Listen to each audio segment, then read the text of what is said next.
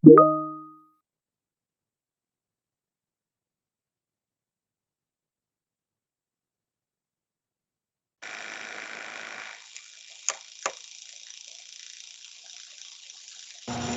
profe.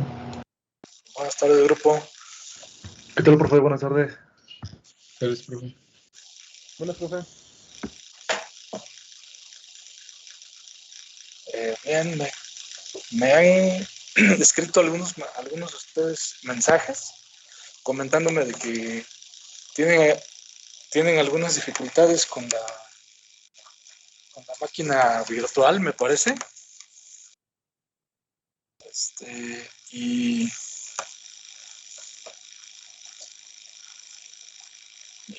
no sé si esté alguien presente en la reunión que nos pueda compartir su pantalla ahorita para ver qué problema se le está presentando. Por lo menos sé de una persona que sí tiene una consulta que hacer. Entonces, en lo que nos puede compartir pantalla, permítame por favor una breve pausa.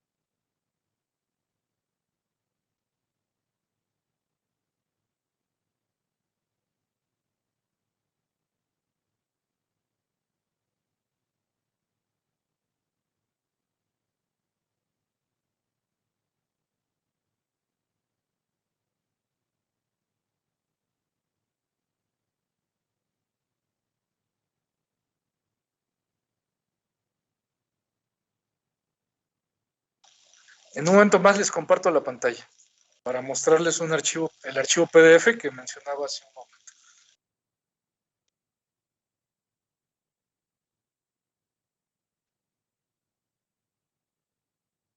Les voy a pegar un enlace de Google Meet para poder compartirles la pantalla. Permítanme, por favor.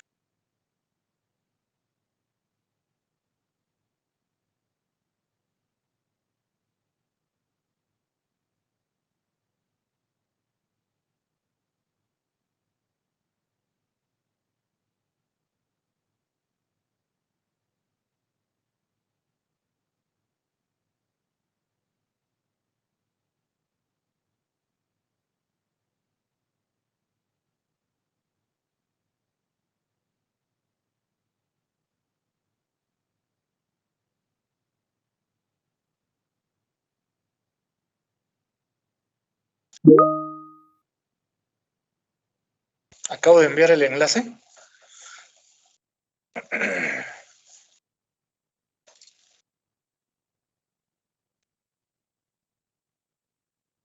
Profe, ¿el audio lo va a compartir por aquí? ¿Va a hablar por aquí?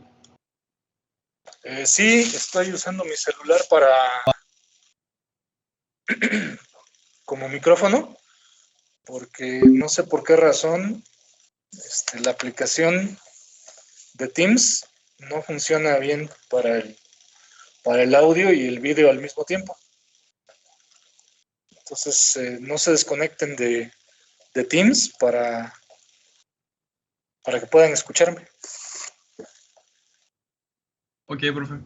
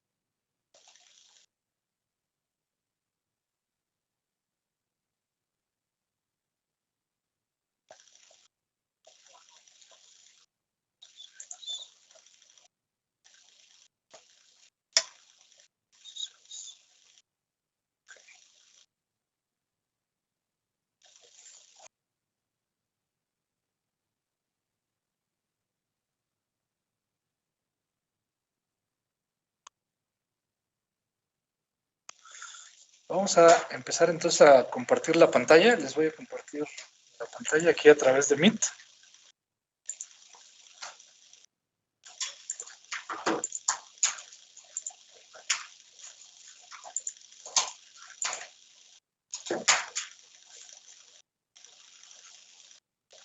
Y vamos a empezar con un sistema operativo muy pequeñito que se llama MTX y el cual lo vamos a utilizar al inicio para ejemplificar el concepto de boteo de un núcleo de sistema operativo.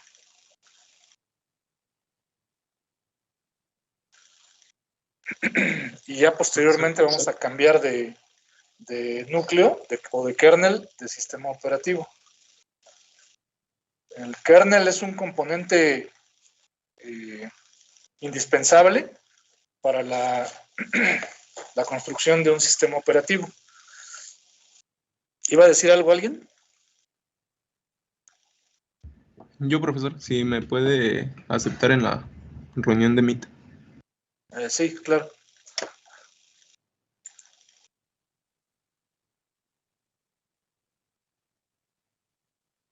Ok, ya ahí se debe estar viendo mi pantalla.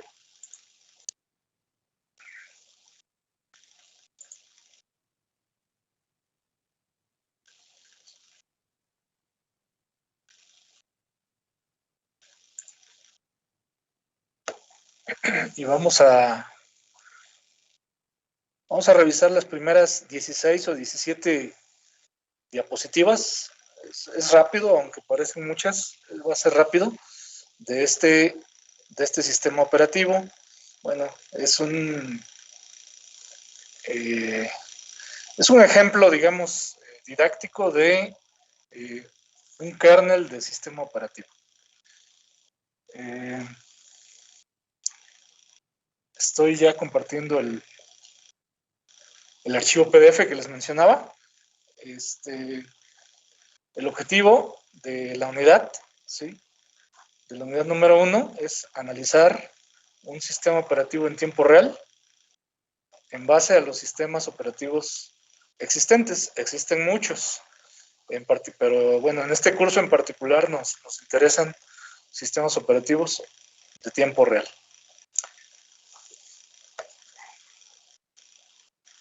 Iniciamos entonces con este archivo que nos va a ir llevando de la mano de cuál es el proceso para poner en ejecución un sistema operativo sobre una arquitectura de computadora específica, ¿sí? Pues tenemos que al proceso designado con el anglicismo booteo, es una apócope de la palabra bootstrap y se refiere a cargar una imagen de un sistema operativo en la memoria de una computadora y comenzar la ejecución del sistema operativo. Aunque es un tema que desde el punto de vista práctico no se puede ignorar, es poco frecuente encontrarlo en los textos de sistemas operativos.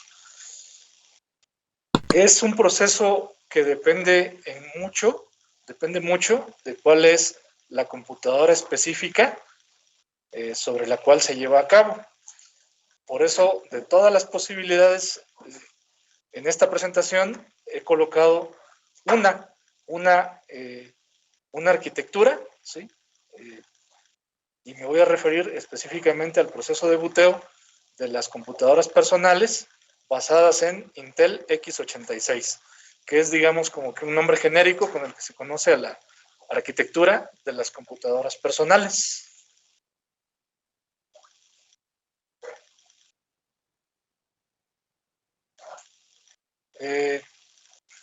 Con algunas variaciones debido a versiones más modernas de un sistema que se ejecuta al energizar las computadoras de esa arquitectura. Cuando se energiza una arquitectura, una computadora, entra en ejecución un sistema que históricamente ha sido conocido como sistema de entrada-salida básico, ¿sí? Y de hecho comercialmente, en la época de las primeras computadoras personales, era fabricado por cada fabricante de computadoras. De hecho, para las computadoras Mac, directamente el BIOS de la Apple II fue programado por Steve Wozniak, el socio de Steve Jobs, para esa computadora en particular. Entonces, cuando se energiza la computadora después del reset y la realización del POST, que es un acrónimo para una autoprueba que realiza el sistema de de la computadora.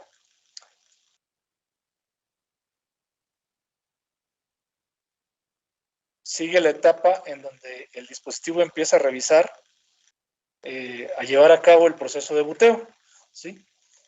Los dispositivos de buteo o dispositivos desde los cuales se puede cargar algún núcleo de sistema operativo están almacenados en una memoria CMOS programable.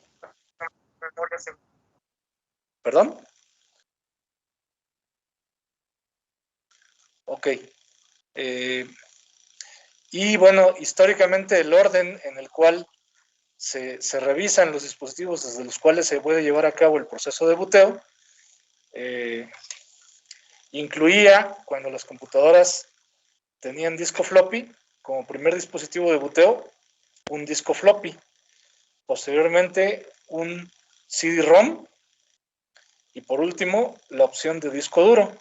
Y desde hace algunos años para acá, se incluye también el buteo desde red, ¿sí? El encendido o la carga del sistema operativo a través de una red de computadoras. Si el BIOS encuentra un dispositivo booteable, ¿sí?, que es el nombre con el que se designa a los dispositivos desde los cuales se puede cargar un sistema operativo para ponerlo en ejecución, va a tratar de hacer eso, va a tratar de bootear desde ese dispositivo y en caso contrario, pues desplegará algún mensaje con el cual indicará que no encontró algún dispositivo desde donde hacer ese proceso. Como por ejemplo este que aparece aquí entre comillas, no bootable device found.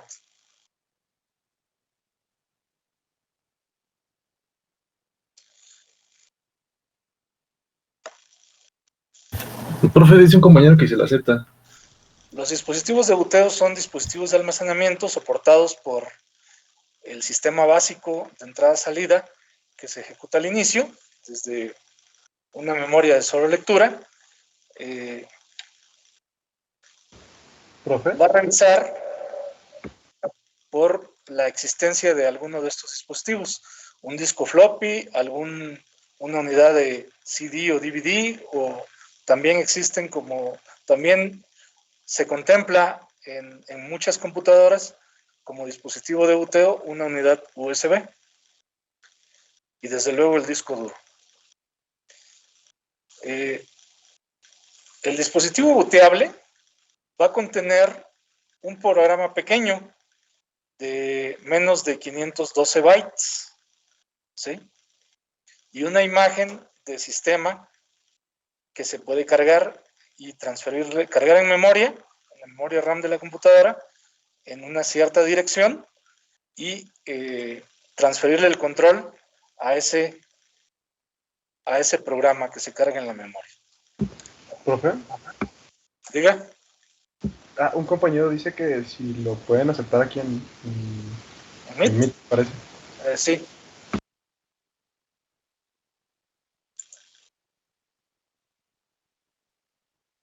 Ya está, gracias.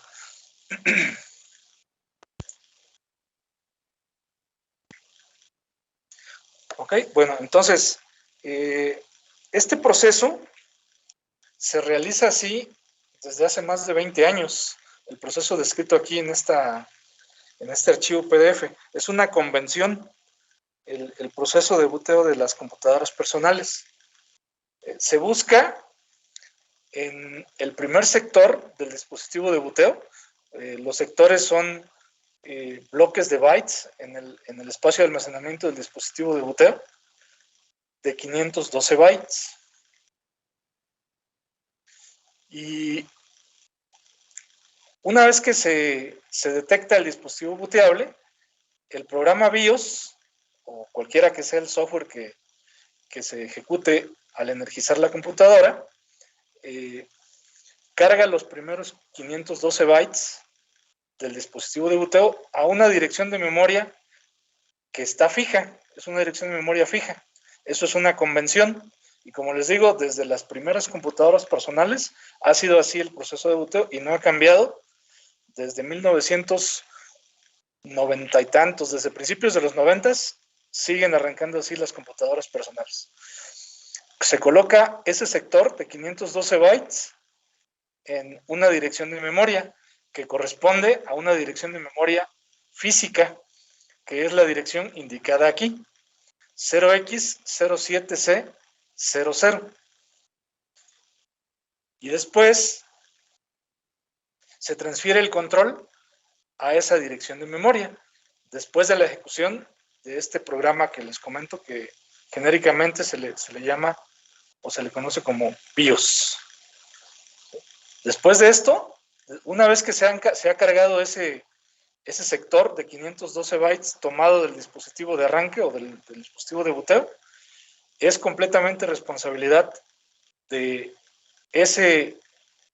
código que estaba en ese sector y que ha sido colocado en esa dirección de memoria, hacerse cargo del resto de la operación de la computadora. Bueno, esto no es 100% en sentido estricto, porque todavía se dispone de las interrupciones, del servicio de interrupciones que instala el BIOS en la memoria de la computadora, en cierto segmento de direcciones de memoria. Entonces, el programa booteador o cargador de arranque o bootloader, que es el nombre con el que se le conoce a este programa al que se le va a transferir el control, puede auxiliarse, al menos al inicio, de las interrupciones que instaló el BIOS en ciertas direcciones de memoria, para completar la carga del sistema operativo y después transferirle el control de la computadora.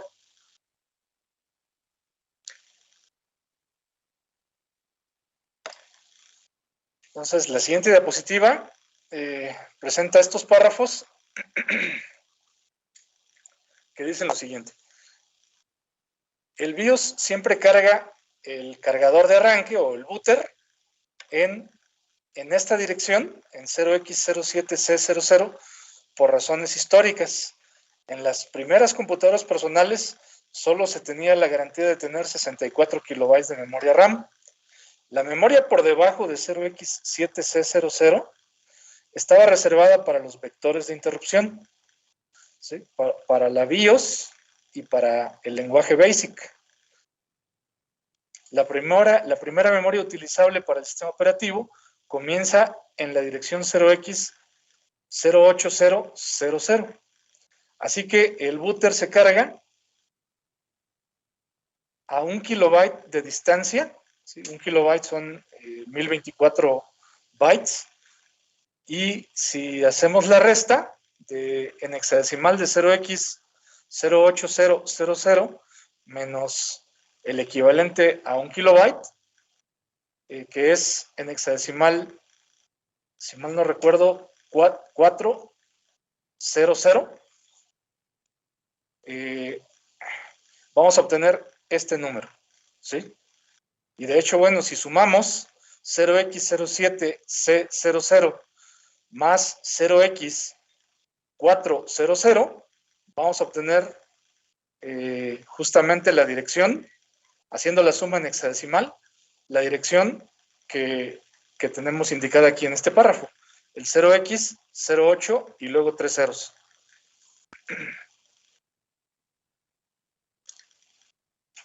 Entonces, cuando la ejecución del cargador de arranque da inicio, típicamente las acciones del bootloader o el booter o el cargador de arranque son los siguientes: cargar el booter a la memoria y ejecutar el booter completo, ¿sí? Encontrar y cargar la imagen del sistema operativo a la memoria, hacer que la CPU ejecute el código de inicialización del kernel del sistema operativo, y con esto se da inicio a la ejecución del sistema operativo mismo.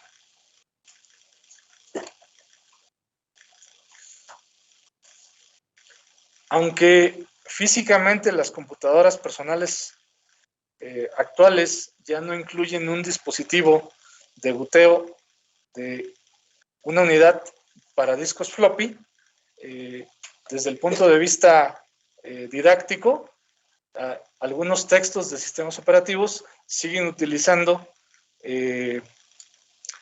cargadores de arranque y digamos, el esquema de hacer el buteo desde un disco floppy por comodidad, para ejemplificar la realización de este proceso, y porque además es muy sencillo utilizar programas de emulación de computadora o de microprocesadores para realizar pruebas antes de, digamos, de llevar a una computadora física la ejecución de un kernel de sistema operativo. Como dispositivo de arranque, el disco floppy prácticamente es obsoleto. A pesar de ello, vale la pena discutir el buteo desde un disco floppy por varias razones. Es mucho más seguro escribir al sector 0 de un disco floppy que al sector 0 de un disco duro. Y el disco floppy proporciona también una forma simple y segura para aprender el proceso de buteo y probar nuevos programas booter. Y por otra parte, casi todos los emuladores de computadora, como QEMU, VMware o VirtualBox, aún soportan las unidades floppy. Esos emuladores nos proporcionan un ambiente de máquina virtual para desarrollar y probar software de sistema.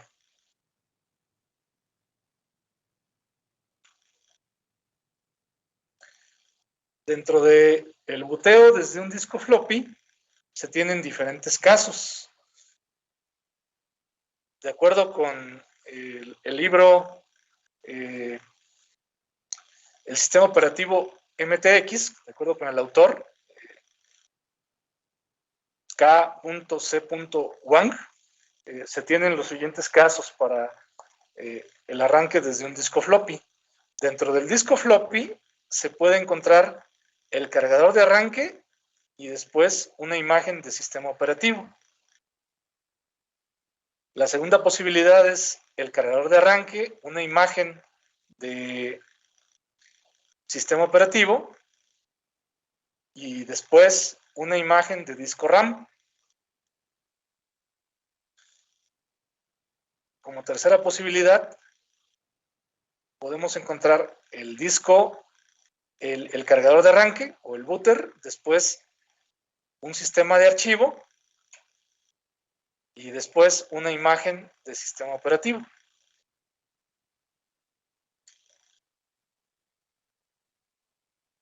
La opción 4, tener el cargador de arranque, un sistema de archivo que contiene una imagen de sistema operativo. Y como número 5, el cargador de arranque para bootear desde particiones de disco duro en el disco floppy. El ejercicio que vamos a ver corresponde al caso número 4. ¿Sí? El ejemplo del kernel que vamos a empezar a ver. Vamos a ver unas cuantas versiones, no muchas, de un kernel llamado MTX, que lo presenta el autor del libro que les mencioné hace un momento, como un sistema que lo empieza a desarrollar desde un kernel muy, digamos, muy abstracto, que lo único que hace es demostrar el proceso de buteo de la computadora, hasta un sistema operativo que puede instalarse en una partición de disco duro. Y el autor le llamó MTX a ese sistema operativo. Entonces, las versiones que yo les voy a compartir son de las primeras 3 o 4 versiones de ese sistema operativo, de ese kernel del sistema operativo MTX. Prof, una duda. Sí. Bueno, son dos en realidad. La primera es, ¿ese sistema operativo en dónde lo cargaríamos? ¿O en dónde vamos a utilizarlo nosotros? Lo vamos a colocar en un disco floppy virtual que va a ser un archivo. Y ese archivo lo vamos a utilizar para bootear una computadora que vamos a correr a través de un emulador. El emulador que vamos a usar se llama Quick Emulator, bueno, se llama QEMU. Es de los que mencioné acá en la diapositiva anterior. Ah, ok. Ok. Prof, y otra duda, que no es quizás del tema propiamente ahorita, pero que tengo y que no he podido resolverla medio investigando. ¿Sí? Como tal, ¿qué es el sistema operativo en tiempo real? O sea, ¿qué es lo distinto que sea de tiempo real no sé, sistema operativo? ¿Es algo o nada más es como un nombre completo? No, sí tiene diferencias. De hecho, pues para que un sistema operativo sea de tiempo real, debe ser posible especificar para la operación de algunos programas, ¿sí? Para la operación de programas que corran sobre el sistema, especificar explícitamente los tiempos de respuesta. Tiempos de respuesta para la realización de algunas entidades de ejecución que reciben el nombre de tareas. Digamos, genéricamente, las entidades de ejecución las vamos a denominar o a llamar tareas. La forma en que se realizan las tareas sobre un sistema operativo depende de cuál sea el sistema operativo. En ocasiones las tareas podrán ser procesos que corran sobre el sistema operativo, y en otras ocasiones podrán ser hilos de ejecución o procesos ligeros. Pero en esas entidades de ejecución, para si el sistema operativo es de tiempo real, deberá ser posible especificar tiempos de respuesta explícitamente en unidades de tiempo medible con relojes convencionales, lo cual no es posible garantizar en sistemas operativos que no están diseñados para funcionar como sistema operativo de tiempo real. Entonces sí hay diferencia entre un sistema operativo, digamos, convencional y un sistema operativo que se diseñe o que se indique desde su diseño que se trata de un sistema operativo de tiempo real. O sea, lo que entiendo es como que el sistema operativo va a tener como ciertos márgenes de tiempo en el que debe cumplir ciertas tareas que son para ejecutar. Se va a garantizar, por ejemplo, se pueden crear procesos que se van a ejecutar periódicamente. Y entonces, cuando esté corriendo ese proceso ligero o ese hilo, se tiene la garantía de que periódicamente se van a estar ejecutando ciertas actividades o ciertas partes del código. Se tiene la certeza de que se van a estar realizando. Si de algún modo uno de esos procesos manda información hacia los puertos, eso es verificable con equipo de medición, como un osciloscopio, por ejemplo. Se puede corroborar que la respuesta, que las señales fueron enviadas de acuerdo a los tiempos que están establecidos. Ok, va, muchísimas gracias. Por eso, digamos, este tipo de sistemas operativos son adecuados para el control de procesos. Profe, yo tengo una duda, ¿no también involucra también que tengas un buen hardware? O sea, yo sé que el código y entonces les decía, la programación... vamos a empezar a ejemplificar algunas de las primeras versiones del kernel MTX, ¿sí? El nombre de MTX... Profe, disculpe, tengo una duda. Sí, diga.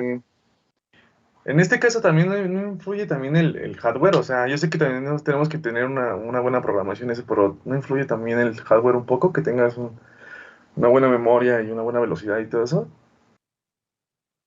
Sí, claro que influye. O sea, hay digamos, hay limitaciones que va a imponer el hardware. un sistema podría estar diseñado para funcionar, digamos, con tiempos de respuesta muy pequeños, digamos del orden de los microsegundos o incluso menos, pero si el hardware no permite garantizar esos tiempos de respuesta, pues no va a funcionar como se espera. También el hardware también pone limitaciones respecto a qué tan rápida puede ser la respuesta de un sistema. Ok. Sí, no es nada más el software. El software debe cumplir, debe estar diseñado con ese propósito, pero si el hardware no permite esos tiempos de respuesta, pues se tiene que configurar el sistema para proporcionar tiempos de respuesta que sean un poco más grandes, de manera que el hardware sí permita hacer estos cambios de contexto. Bueno, lo que ocurre es que para que se pueda ejecutar un sistema operativo, el sistema operativo trabaja en base a tareas o procesos, y la idea de los sistemas operativos es que se simplifique el desarrollo de las aplicaciones, dándole al programador la impresión de que tiene todos los recursos del sistema de cómputo a su disposición, cuando en realidad no es así.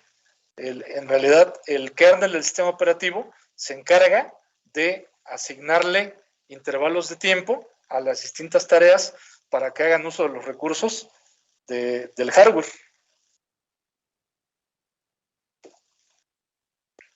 Ok, entiendo.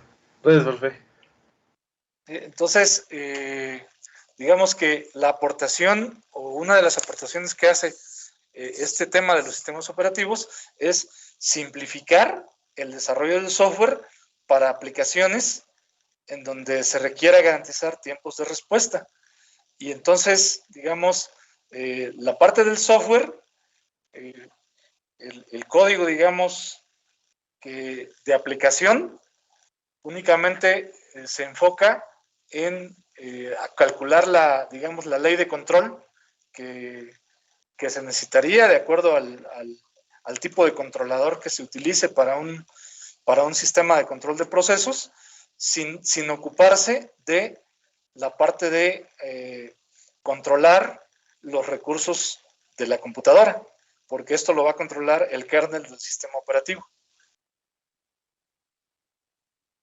Si no se usa un kernel de sistema operativo, entonces en el desarrollo del software también tiene que estar involucrado el control de los recursos del sistema de cómputo, lo cual hace que sea más complejo el desarrollo del software.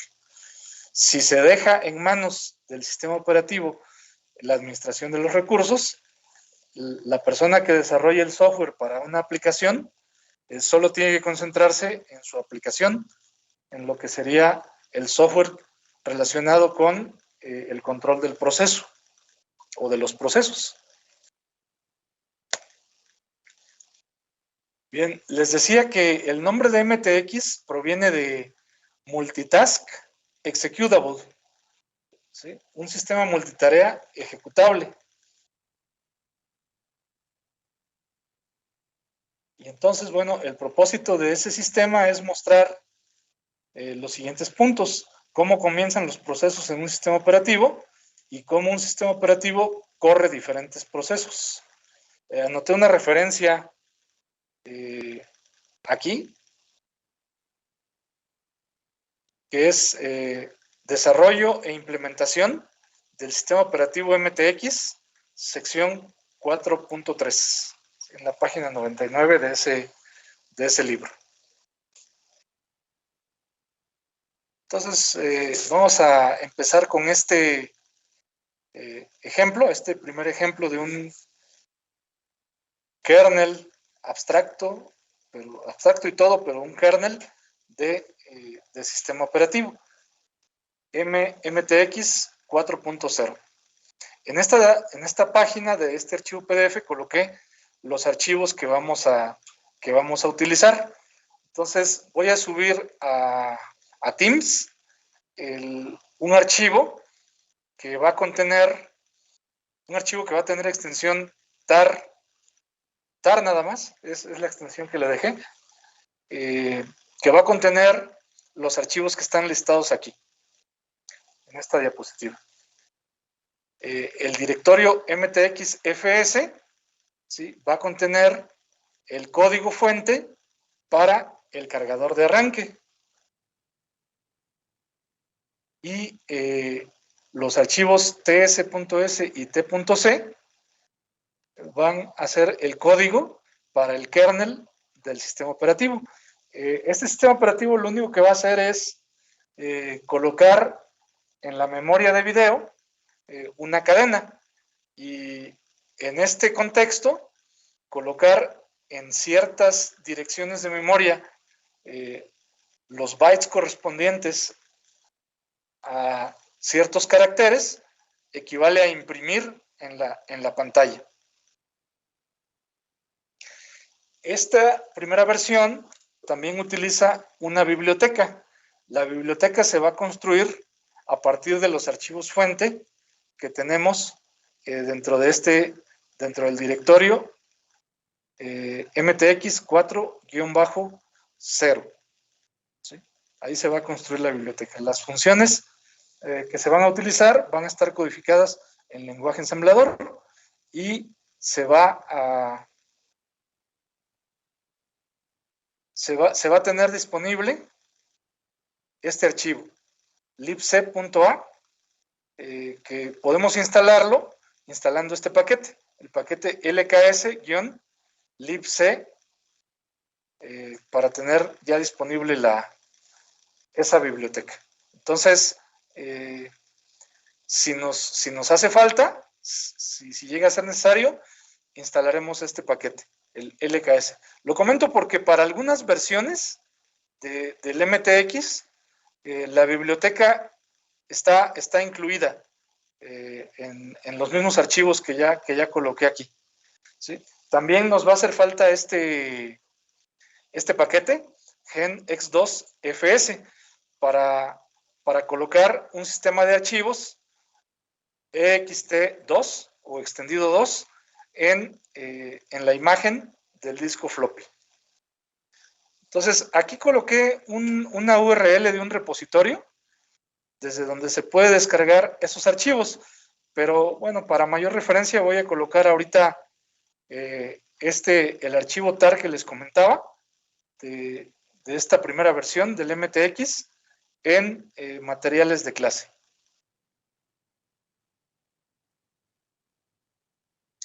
Por cierto, este repositorio es un repositorio que inicié en el año 2019, me parece, no fue en 2020, en donde, bueno, he ido colocando varias notas respecto a los temas de este curso. Entonces ahí, si gustan, pueden echarle un ojo. Pero bueno, ahorita voy a pasar el archivo que les mencionaba el MTX 4.0.tar a materiales de clase del curso, del equipo aquí en Teams.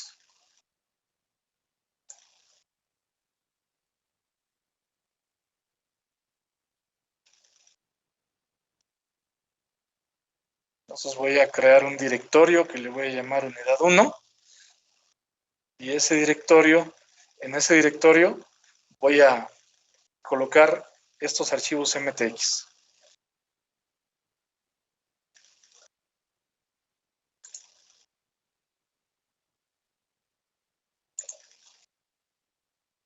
Voy a subir los 3 primeros.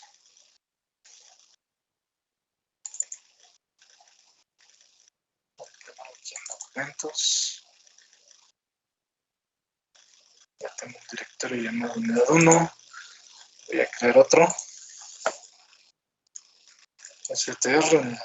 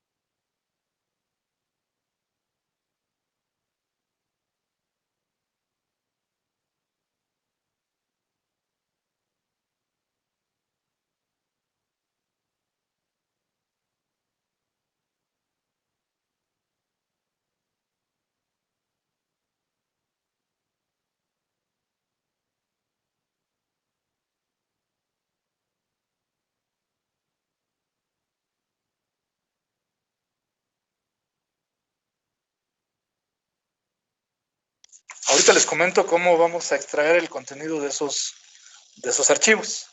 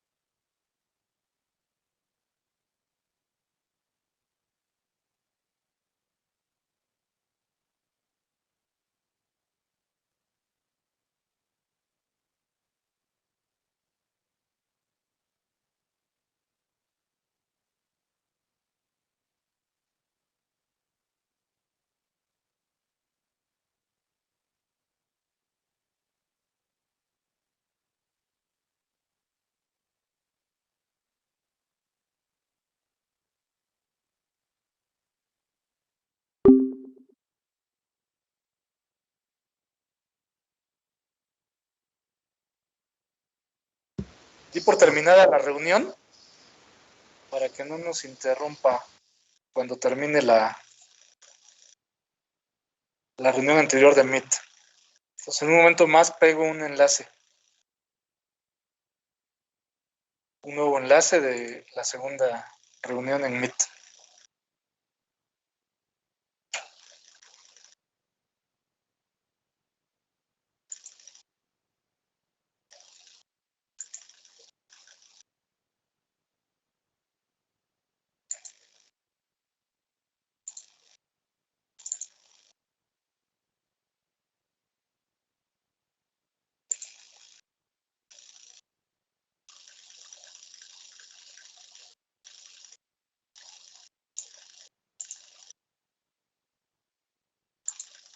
Ahí estoy enviando el segundo enlace de Meet.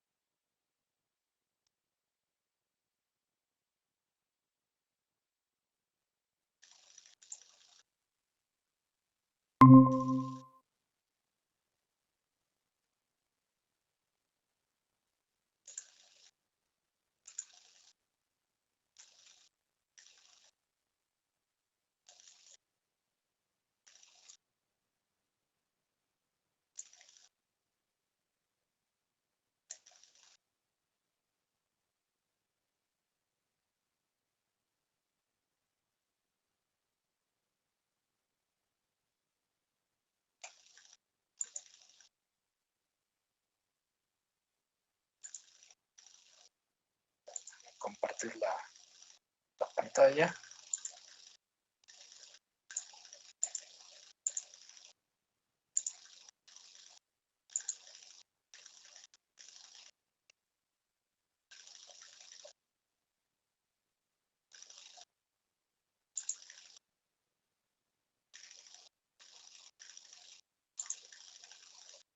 Ok, entonces tenemos aquí el archivo. En este caso aquí tengo los 3 archivos. El archivo tar. Esos archivos son simplemente como una cajita en la que colocamos otros archivos. Voy a mostrarles ahorita cómo crear un archivo tar. Si mal no recuerdo, los reconoce también algunas herramientas para, digamos, archivadores en Windows y en Linux. Con WinRAR o con WinRAR, me parece, se puede extraer el contenido de los archivos .tar también. Y .tar GZ también los reconoce. Entonces voy a rápidamente ejemplificar cómo crear un archivo tar.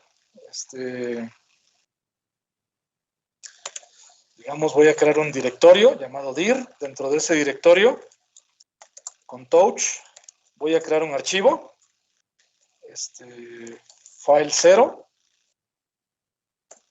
Y también con el editor Vim voy a crear ¿Me parece, pa?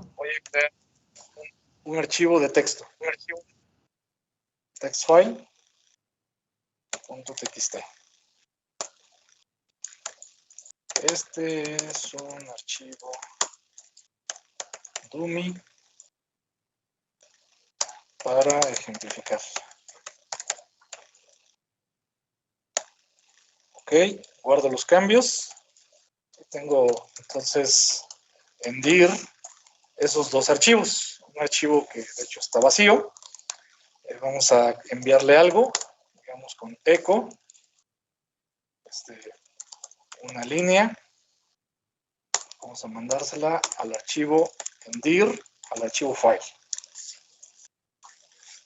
Y ahí con cat podemos ver el contenido del archivo file 0. Tiene ahorita una línea, ¿no?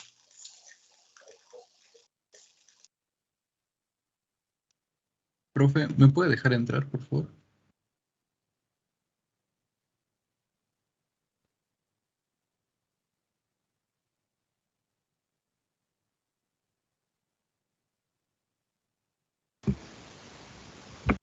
Un minuto, por favor.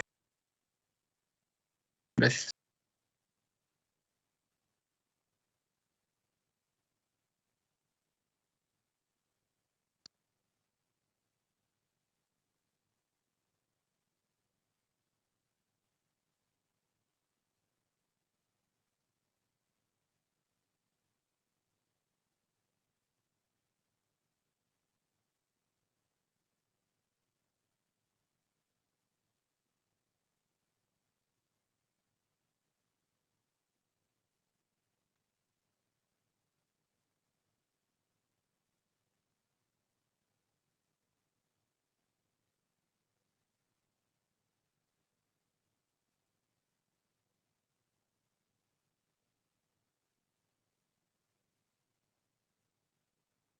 Si no tienen el editor Vim, lo pueden instalar con, por ejemplo, con sudo apt-get espacio install Vim. Y con eso se instala el paquete Vim, con el cual se va a instalar el editor Vim. También podrían usar el editor Nano para editar archivos de texto. También si no tienen el comando tree, es porque no tendrían instalado el paquete tree. El paquete tree, con el comando where is tree, podemos ver dónde está el ejecutable de tree. Y este archivo, este ejecutable, podemos encontrar con dpkg-s mayúscula y luego pegando aquí la ruta absoluta del comando tree o el ejecutable tree, encontramos que el paquete para instalar ese archivo se llama así, se llama tree. Bien, entonces ya tenemos ese directorio que contiene el archivo file 0 y el archivo textfile.txt. Para crear un archivo tar, voy a limpiar ahorita la pantalla.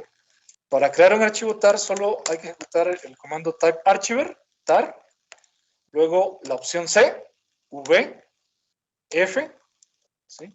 CVF,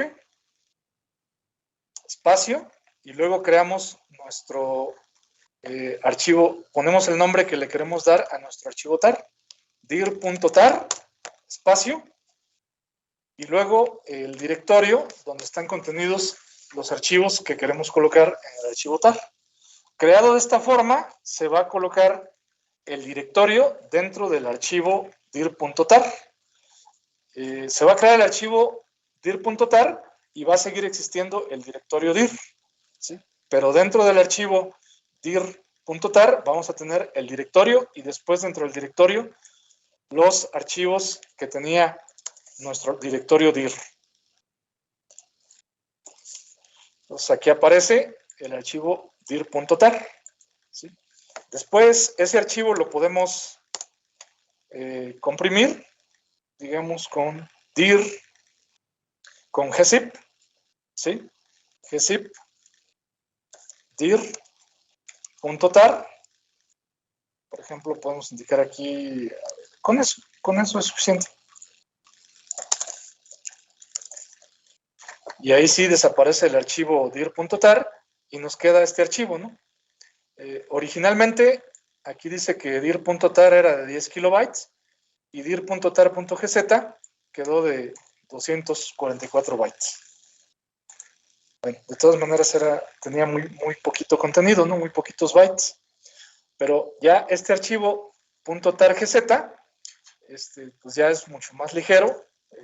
En ocasiones se obtienen reducciones de tamaño bastante importantes. Entonces, y para extraer el contenido del targz, se puede usar el comando, digamos, voy a cambiarle de nombre a mi directorio dir, dir.orig. Ahora el directorio original se llama dir.orig y ahora voy a extraer con el comando tar xvf, ¿sí? Para crearlo fue cvf para extraer el contenido del archivo targz, va a ser x de extraer, tar xvf, y luego el nombre del archivo targz. Y ahí ya se acaba de extraer ahorita el directorio, ¿sí?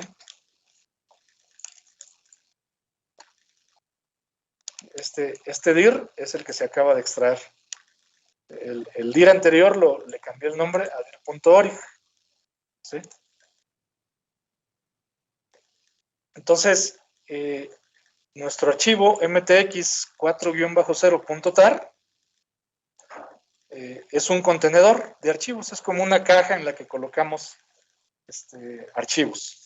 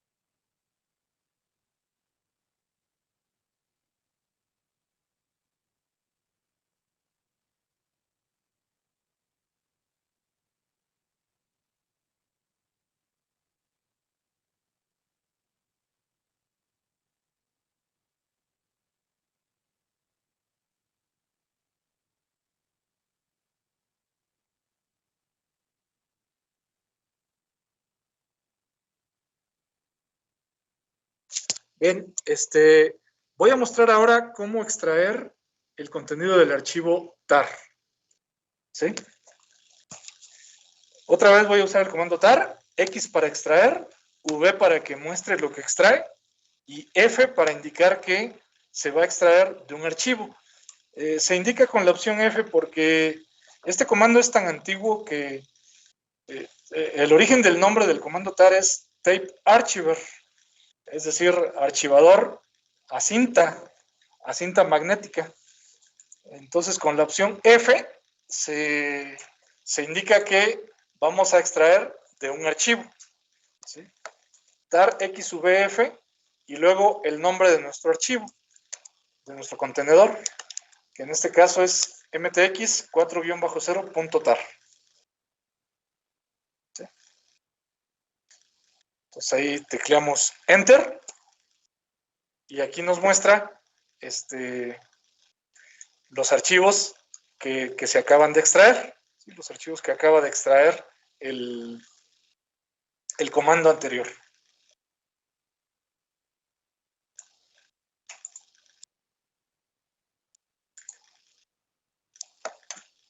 Entonces con eso ahora tenemos este directorio mtx 4-0.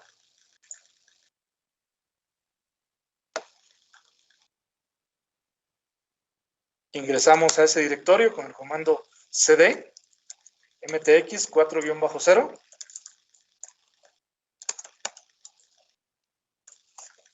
y vemos que tenemos esta serie de archivos. Vamos a utilizar una serie de paquetes. Ahorita, por ejemplo, aquí tenemos este archivo, mtx.lib, es un archivo de biblioteca, ¿sí? Y vamos a utilizar también un compilador que se llama bcc, ¿sí? Vamos a ver si lo tengo instalado. Where is bcc? No está, ¿sí? Voy a echarle un vistazo al archivo make, al archivo makefile. En este caso está escrito con minúsculas, pero makefile con minúsculas o makefile con M mayúsculas o GNU makefile o makefile todo en mayúsculas son algunos de los nombres estándares para archivos make. Entonces voy a ver ahorita con el editor Vim. También pueden usar el editor Nano, pero personalmente a mí me gusta más el editor Vim. Pero simplemente es un editor de texto, así que se puede usar el que uno quiera. Entonces, aquí revisando el contenido del archivo make, podemos retomar cuáles son los ejecutables que nos van a hacer falta. En la línea 14, si colocan el cursor en la línea 14, notarán que no se trata de espacios, sino de un tabulador, ¿sí? Es una tecla que aparece en los teclados con distribución de teclado latinoamericano a la izquierda de la tecla Q, de la tecla Q de QWERTY, ¿no? Del teclado QWERTY. Así es como se introduce este carácter, ¿sí? Y tiene que ser en la sintaxis de los archivos make ese carácter, no pueden ser espacios. Si cambiamos este tabulador por espacios, a la hora de tratar de usar el comando make, se generan errores. Entonces, es parte de la sintaxis de los archivos make.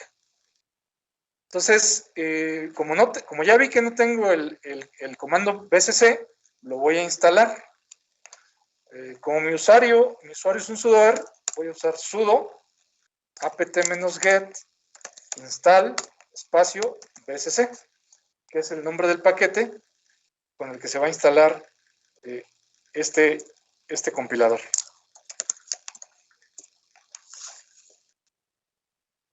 Ahí le digo que sí. Y espero a que termine la ejecución de este comando.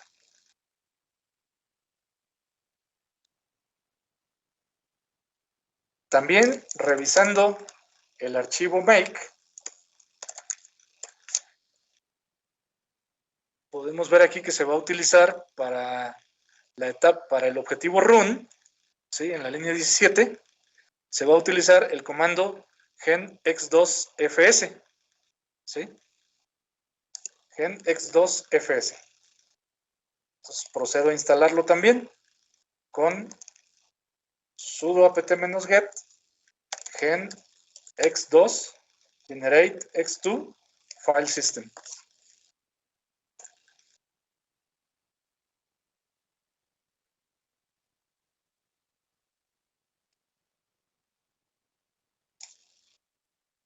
Sigo revisando el contenido del archivo make y vemos que se utiliza este AS86, pero hasta donde recuerdo se instala también este comando cuando se instala BCC, cuando se instala el paquete BCC.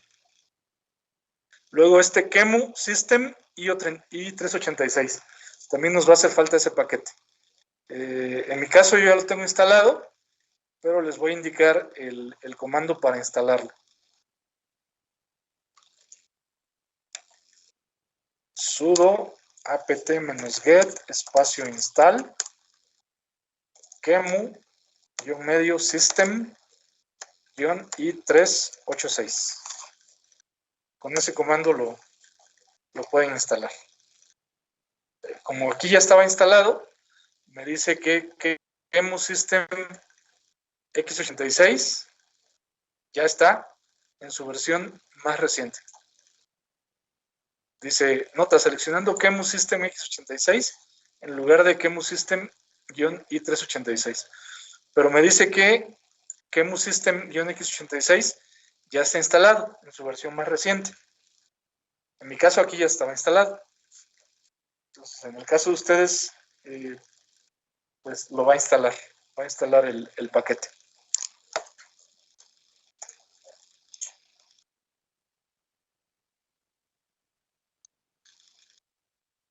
Ok, y bueno, tenemos un objetivo clean en la línea 51 que se utiliza para limpiar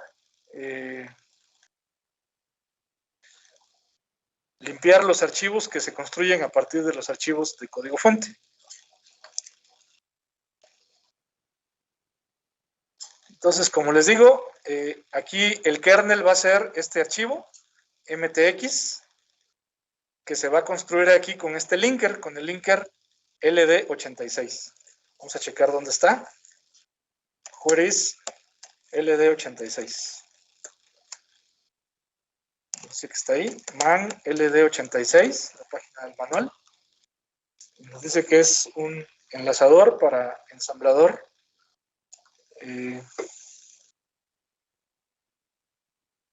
La descripción dice que este enlazador entiende solamente los archivos objeto producidos por el ensamblador AS86 y puede enlazarlos en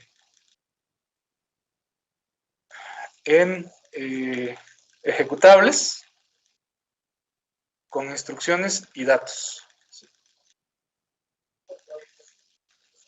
Ejecuté el comando man ld86. El comando man nos permite consultar la página del manual del programador de Linux. Si no abre, tienen que instalar el paquete mandb, sudo espacio apt-get espacio install man-medio db, este paquete.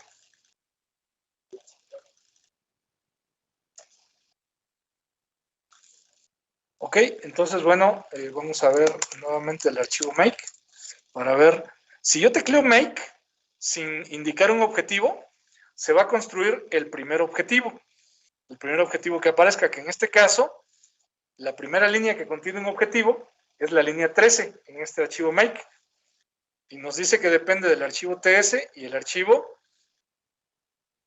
t, de ts.s y t.c. Luego el objetivo run depende de mtx y depende de booter. Entonces, para poder ejecutar run, make va a construir primero booter, a menos que nosotros construyamos booter antes. Booter, el objetivo booter va a ser el cargador de arranque. ¿Sí? Vamos a echarle un vistazo rápidamente a booter y vamos a empezar por ese objetivo. Entonces veamos el código fuente para el booter. Entonces dice aquí que booter depende de bs.s y bs.c dentro del directorio mtxfs. ¿Sí? Vamos a ver, por ejemplo, el archivo bs.s. Split mtxfs bs.s. es este archivo en esta sintaxis. Esa sintaxis es sintaxis del lenguaje ensamblador para microprocesadores Intel, reconocible por o que se puede utilizar en los Intel X386, y esta sintaxis es sintaxis de ensamblador estilo Intel o tipo Intel.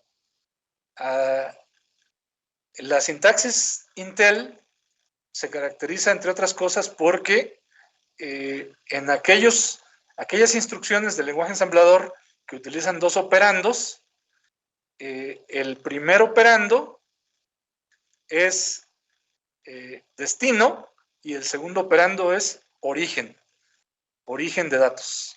Y también en la sintaxis de este ensamblador, cuando se coloca el carácter gato delante de un identificador, eso significa que es un valor inmediato. Entonces, en este caso, el valor inmediato de bootseg, que está definido acá arriba. ¿Sí? Bootseg está definido acá en la parte de arriba, como esta constante, en hexadecimal 0x9800. El segmento del sistema operativo 0x1000 y dos sectores de 512 bytes, si mal no recuerdo, es lo que se va a utilizar para el cargador de arranque completo. ¿Sí? Entonces, comencemos construyendo el cargador de arranque, el booter. Voy a salir del editor y voy a ejecutar primero el comando make booter.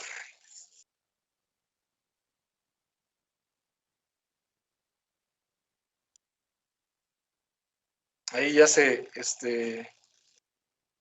construyó. Aquí, con el modificador "-o", indicamos el nombre que queremos para el archivo de salida, ¿sí? que vamos a obtener con este linker, con este enlazador.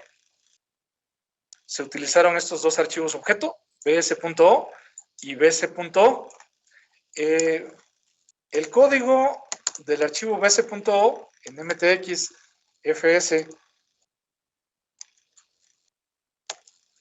lo que va a hacer es cargar desde el sistema de archivos que vamos a tener en la imagen virtual de disco floppy, ¿sí? Va a cargar el kernel del sistema operativo y lo va a colocar en la dirección en donde se mencionaba hace un rato en la presentación. Lo va a colocar en la dirección 0x, va a ser en la dirección, aquí se comenta que es la dirección 9, me parece, la dirección donde lo coloca. A ver, déjenme ver, lo va a colocar.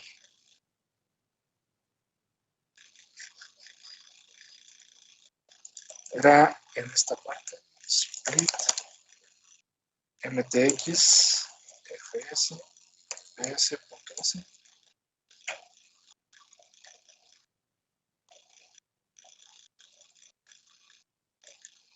El segmento del sistema operativo es este.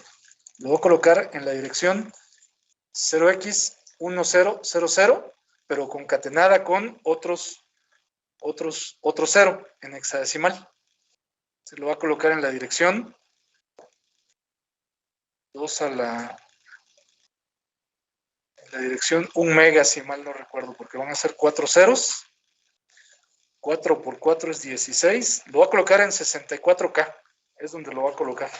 Es la dirección donde va a quedar el kernel. ¿Profe?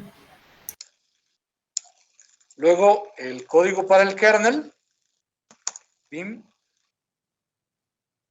va a incluir el archivo ts.s. ¿Sí? Este es el símbolo start, que cuando no habíamos incluido el archivo objeto crt y crt1.o, el linker LD indicaba que no encontraba el símbolo _start. Y después, después de establecer ciertos valores en los registros CX, los registros AX, en los registros de segmento DS, SS y SP, vaya a llamar a la función main, que aquí se le coloca un manglado de un guión bajo, ¿sí? Entonces, después de aquí, cuando se llegue a este punto, se va a llamar a la función main del archivo tc.c o t.c, del t.c, que es la función main del kernel. Y el kernel lo que va a hacer es imprimir esta cadena, ¿no?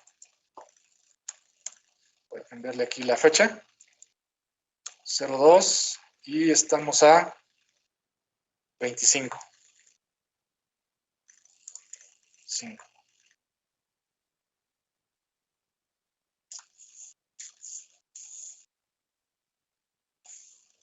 Bueno, entonces esta cadena es la que deberemos ver cuando se cargue el ejecutable correspondiente a la función main. ¿Sí? Guardo los cambios. Vamos a construir ahora el kernel. El kernel es MTX. Entonces, si yo ejecuto make, se construye el kernel. Aquí está, -o MTX.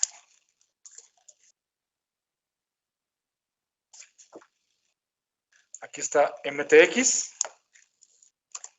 File MTX. Simplemente lo identifica como datos.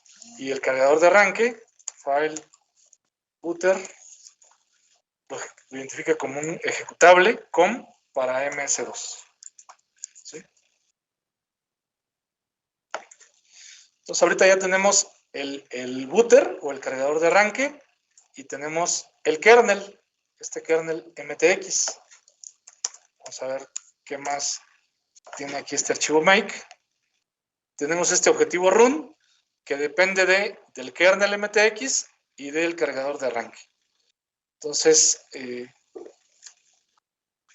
podemos ejecutar los comandos uno por uno o simplemente teclear make run para visualizar la construcción de el disco floppy virtual. El disco floppy virtual se va a llamar mfd image. Y para que este comando funcione, genx2fs, deberá existir este directorio llamado manpoint. ¿Sí? Hay otras formas de hacer esto que estoy haciendo aquí. ¿Sí? Esta es una forma muy sencilla de hacerlo, de crear esta imagen de disco floppy. Una vez que se crea esta imagen de disco floppy, ¿sí? Con el comando dd se va a copiar el booter, ¿sí? El comando dd es un comando para copiar a nivel de bytes. Se puede usar para clonar discos duros, el comando dd, porque hace una copia byte por byte. Usamos aquí, por ejemplo, vamos a colocar como archivo de entrada, que es lo que significa este parámetro IF para el comando dd, el cargador de arranque. Como archivo de salida vamos a usar mfd image. Tamaño de bloque va a ser 1024. Vamos a copiar un bloque y vamos a copiar con esta opción, com no trunc. ¿Sí? Entonces, con esto vamos a copiar en realidad dos sectores de 512 bytes. ¿Por qué se van a copiar dos sectores? Bueno, porque el archivo, si se fijan, vamos a poner -L, booter, es de 1008 bytes. Es un archivo de 1008 bytes. Entonces, no cupo en un sector de 512 bytes. Por lo tanto, se van a utilizar dos sectores de 512 bytes para poderlo copiar a la imagen del disco floppy virtual. que va a ser ese archivo que dice aquí, el mfd image, este archivo que se va a crear. Entonces déjenme ver si sí tenemos este directorio mount point. Y eso lo podemos ver muy fácilmente. Esperen.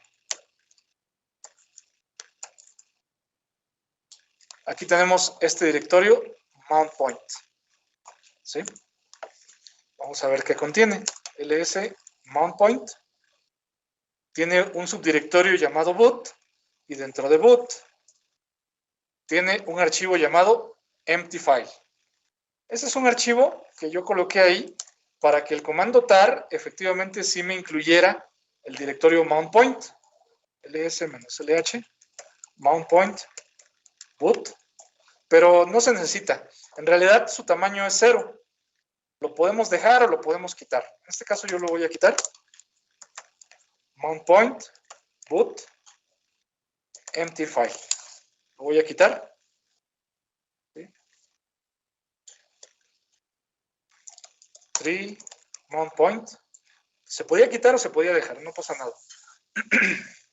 Y ahora sí, vamos a ejecutar el comando make run. Sí, no puse un... En este make no puse un target para crear la imagen de disco floppy, el mfd image. Entonces vamos a observar cómo se va a crear con el objetivo make run, pero no solo eso, también vamos a ver, ¿sí? También vamos a ver la ejecución del sistema, porque ya aquí se llama a QEMU System i386-FDA. Con la opción "-FDA le indicamos a QEMU que considere este archivo mfd image como un disco floppy de arranque, como un dispositivo de buteo, ¿sí? Un floppy de buteo. Y luego esta opción "-no-fd boot check" es para que QEMU no se queje de la imagen cruda que le estamos pasando como dispositivo de arranque. Me faltó mencionar hace un rato que cuando se está creando el archivo mfd image con el comando genx2fs, además de copiar en este caso el cargador de arranque, ¿sí? Vean que aquí antes se va a copiar hacia el directorio boot con este comando en la línea 18, se va a copiar el kernel, se va a copiar mtx a el directorio boot dentro del directorio mount point. Por eso les decía yo que la opción de estas que aparecen acá en esta página del archivo PDF es la opción número 4. Vamos a tener en los primeros dos sectores, vamos a tener el cargador de arranque, después vamos a tener un sistema de archivos que va a contener la imagen del sistema operativo. Entonces, esto que dice aquí en el punto 4 es lo que se está haciendo acá. Se copia el kernel MTX al directorio boot dentro de mount point. Luego con genx2fs se crea un sistema de archivos, x2, ¿sí? Se crea aquí a la imagen, en esta imagen, ¿sí? Y ya lo único que resta es ejecutarlo. Y con eso terminamos esta sesión. Make run. Ahí corrió. Ahí presionamos la tecla Enter. Ahí presionamos Enter otra vez. Y ahí corrió el kernel con la modificación que le hice a la cadena, ¿no? 2022.02.25. Call switch back to main. Y ahorita se quedó el código en un ciclo infinito dentro del archivo ts.s. Bien, con eso terminamos esta sesión. Gracias por su atención. Buena tarde.